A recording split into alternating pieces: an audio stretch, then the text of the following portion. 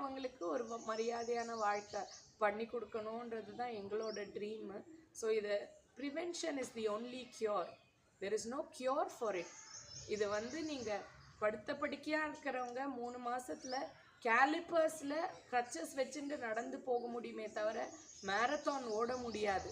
So அவங்கள நிற்க வச்சு அவங்களுக்கு அந்த மனசில் தைரியம் கொடுக்க வச்சு அவங்களே சம்பாதிச்சு மரியாதையான வாழ்க்கை, செல்ஃப் ரிலையன்ஸ் அப்படின்னு இங்கிலீஷில் சொல்கிறோம். Self Reliance from a physical, psychological and socio economic perspective. So that அவங்க வெளி உலகத்தில் போய் அவங்க இன்னொருத்தரோட சேர்ந்து வாழக்கூடிய தன்மை. அதனால எங்களை மாதிரி இருக்கிறவங்கள நீங்கள் ஒற்றாராக நினச்சி உங்கள் கூட சேர்த்து வேலை வாய்ப்பு கொடுத்து எங்களை மாதிரி வீல் சேரில் இருக்கிறவங்க நீங்கள் யாருமே ஒதுக்கக்கூடாது.